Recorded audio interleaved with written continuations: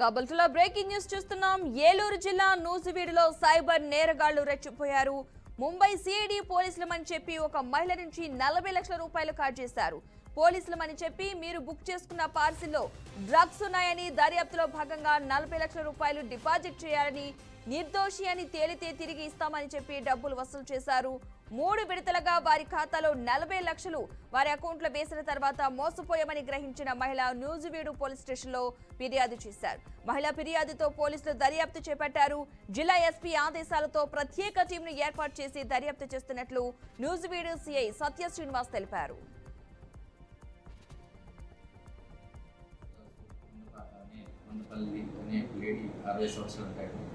ఇక్కడే లైబ్రరీ నుంచి రిటైర్ అయిపోయింది, గుర్తుగా ఉంది.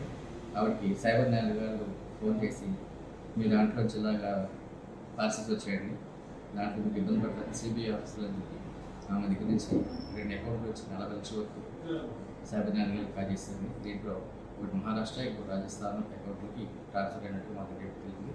పూర్తి సమాచారం తెలుసుకుని సమగ్ర దర్యాప్తు call details cyber security special SP గారు